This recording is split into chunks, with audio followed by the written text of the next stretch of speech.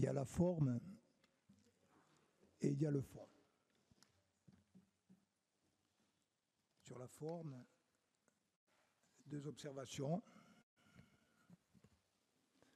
tant que président du Conseil exécutif, je souhaite que nous respections nos institutions, le règlement intérieur, la présidente de l'Assemblée, les usages qui sont les nôtres. Sur la forme toujours, vous ne pouvez pas avoir des questions orales ou des interventions qui mettent en cause le Conseil exécutif en optant pour un certain temps et en attendant toujours que nous n'ayons pas le même ton en réponse. Je n'ai rien entendu d'insultant dans la réponse du Conseil exécutif. J'ai entendu la même forme de réponse que celle que vous avez choisi d'envoyer et d'employer pour votre question orale. C'est vous qui avez choisi le ton de votre question orale, y compris dans le contexte d'aujourd'hui. Donc ne venez pas nous quereller sur le fait que le conseiller exécutif, président de l'Office de l'environnement, vous aurait répondu de façon insultante. Ce n'est pas le cas. Ça, c'est pour la forme. Sur le fond, je note qu'il y a un certain nombre d'inexactitudes dans votre présentation, y compris sur notre comportement. Mais je n'y reviendrai pas à ce stade, on aura l'occasion d'en parler. Je vais répondre sur le fond. Et pour essayer de retrouver tous ensemble de la sérénité, je partirai d'abord de la réponse qui a été faite à la question orale de Louis Pozzo di Borgo, pour venir ensuite à la réponse qui a été faite à la question orale de Serena Battestini. Je pense qu'aujourd'hui, nous n'y sommes pas. Et que cela plaise ou que cela ne plaise pas, le Conseil exécutif de Corse l'a dit, l'a expliqué et l'a démontré, y compris à l'occasion du centre de tri de Monte et des décisions ou des positions que nous avons été amenés à prendre à cet égard. Je vais dire que nous n'y sommes pas en partant d'abord de la relation entre les intercommunalités et le CIVADEC, qui concerne aussi la collectivité de Corse. On nous reproche souvent d'avoir perdu un lien de proximité. C'est peut-être en partie vrai. Y a-t-il aujourd'hui une seule intercommunalité en Corse qui est satisfaite de notre mode de gestion des déchets?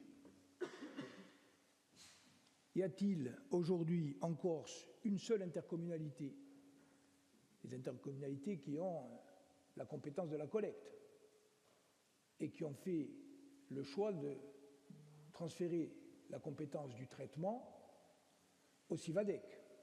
Y a-t-il aujourd'hui une seule intercommunalité qui est contente du système? Non. Y a-t-il une seule intercommunalité qui pense que nous sommes sur une trajectoire qui nous conduit vers une amélioration? Non. En termes budgétaires et financiers, et ça a été démontré par la question de Louis Pozzo di Borgo et par la réponse de Guy Armanet, la trajectoire est ruineuse.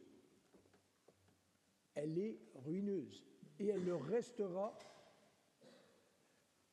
que le centre de tri de Monte entre en fonction ou pas. Elle le restera que l'on fasse du tri ou pas. Parce que dans le système actuel, et ça a été démontré, plus on trie, plus on paye. Et donc, il n'y a pas d'inaptitude des Corses au tri. Il y a simplement aujourd'hui un système qui globalement détourne du tri, y compris pour des raisons budgétaires et financières. Donc ce système-là, il faut le changer par cette entrée-là. Mais la question, elle est complexe. Elle est complexe parce que je me retourne, toujours avec le même respect, vers nos collègues de Corinfront. Admettons que votre position prospère et que demain, les travaux du centre de tri et de valorisation de Monte soient arrêtés et que nous ne changeons pas tout le reste de l'écosystème. Que se passe-t-il? Que se passe-t-il? Je vais vous dire ce qui se passe. Il se passe qu'il y a 2 centres privés qui vont se voir requis par le préfet, qu'ils vont être en surexploitation, que nous allons avoir les populations de Viggianello et de Prunelli probablement soutenues, y compris par Corinfront et par, sans doute, beaucoup des membres de cette Assemblée pour dire « nous ne supportons plus ça », que nous ne mettrons jamais en place le tri, que donc va s'imposer la nécessité de faire d'autres centres surdimensionnés pour lesquels on nous dira qu'il n'y a pas d'autre choix que de fonctionner, qu'on passera des contrats qui vont être des contrats ruineux, qu'on ne va pas trier, qu'on va aller vers la solution de facilité, une solution de facilité qui va nous conduire à la ruine écologique et à la ruine budgétaire.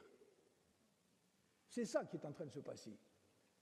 Mais ça, nous l'avons tous compris. Et moi, je suis persuadé, et je me tourne d'abord vers l'opposition de droite.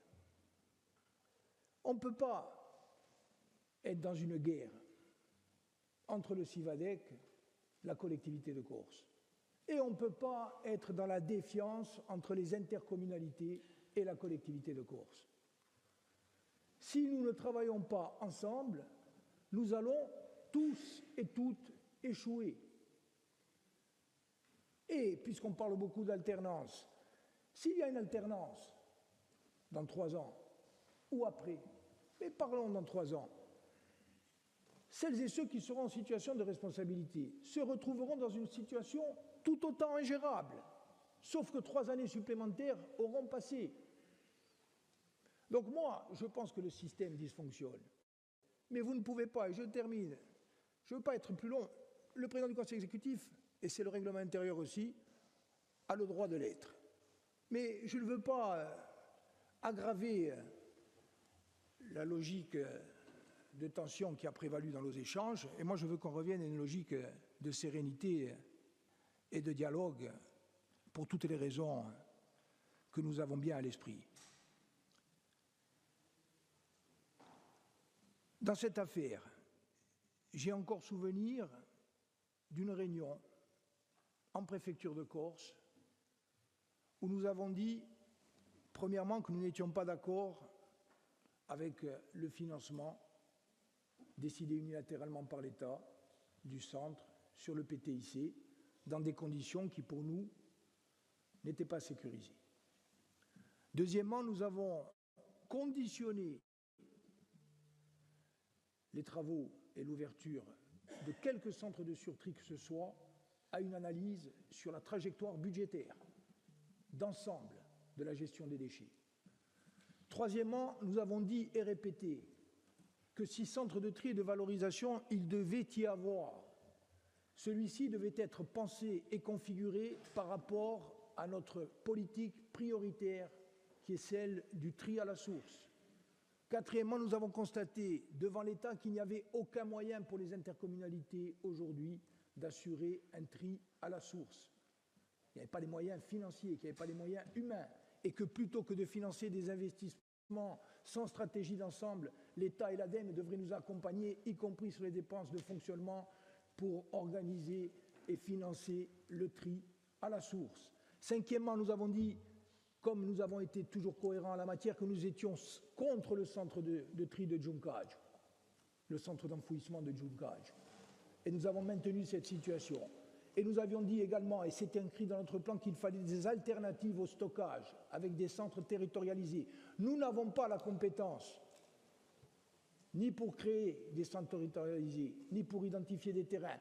Malgré cela, nous avons proposé des terrains et nous constatons que 2 ans après, Eh bien, aujourd'hui, le CIVADEC, peut-être pour des raisons techniques, mais qui ne nous ont pas convaincus, je le dis, eh bien, ferme la porte aux alternatives. Ça veut dire qu'on reste encore en l'état de situation de duopole du privé et qu'on va revenir dans quelques semaines nous dire qu'on a besoin impérativement du centre de Junkaj. Nous sommes aujourd'hui dans une stratégie qui nous conduit à l'échec. Donc moi je vous dis, au-delà de la manifestation sur le centre de tri de Monte, au-delà des discussions et des querelles politiques, mettons-nous autour de la table vite. Ma conviction, et je termine, est qu'il faut changer la gouvernance du système. Et je finis chronologiquement. Je pense qu'il faut changer la gouvernance du système. Je pense que le CIVADEC aujourd'hui, oui, dysfonctionne. Et je pense que les intercommunalités, sans doute par lassitude, par complexité, par impuissance, ne se sentent pas accompagnées, soutenues, ni écoutées, ni entendues. Je le pense profondément. Je pense que le plan que nous avons voté est un plan qui donne des clés. Mais nous n'avons pas seuls les clés. Et l'État ne peut pas se désintéresser de la question et renvoyer la situation d'échec actuelle, y compris en l'instrumentalisant, en disant que ce serait la faute de la collectivité de Corse. Non, nous prenons une part de responsabilité. Mais que chacun prenne la sienne. Que chacun prenne la sienne. Donc, parlons de ça, tranquillement, au-delà des questions orales. Prenons des décisions. Je me tourne vers l'opposition nationaliste, et je me tourne vers l'opposition de droite. Vous savez, même s'il y a la marge, on peut discuter, on peut être en désaccord, vous savez qu'on n'est pas sur le bon chemin, et qu'on ne va pas y arriver comme ça. Donc si on veut changer sur cette question-là, il faut qu'on change beaucoup de choses. Et il faut que l'État l'entende aussi. Voilà.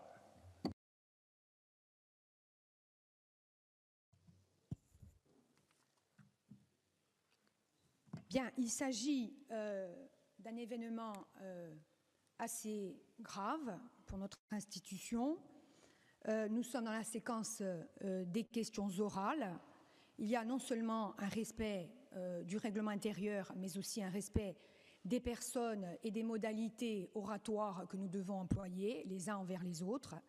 Nous nous apprêtons tout à l'heure, au cours d'une conférence de presse, à présenter un ouvrage sur les 40 ans de cette Assemblée que je ne vais pas déflorer au moment où je vous parle, mais je vous invite à lire la préface que j'ai réalisée, non pas pour faire de la publicité sur ma prose, mais juste parce qu'elle indique un certain nombre de choses, et notamment le fait que cette Assemblée, c'est les résultats de 40 ans de combats, de victoires et de déboires, mais aussi une victoire de la concorde et de la démocratie sur la violence. La violence, elle peut s'exprimer de manière physique, elle peut s'exprimer de manière verbale.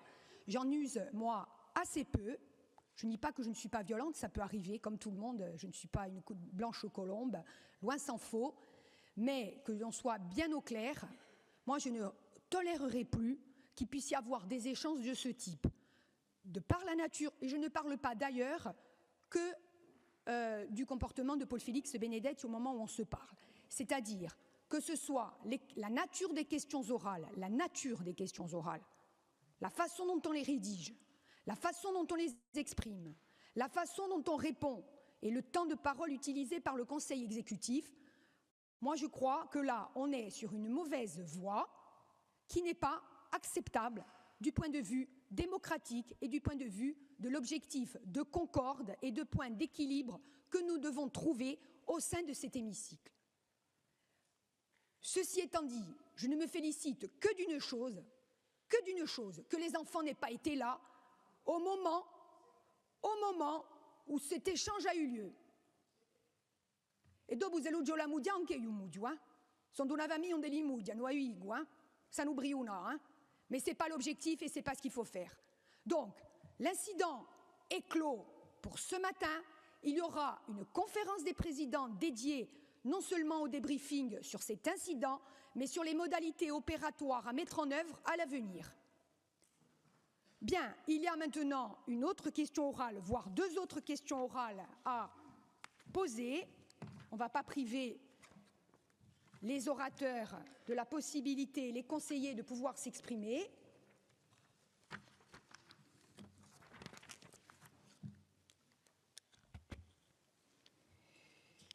Alors, normalement, il y a une question de Donjo Luccioni sur l'accès au logement et à la propriété.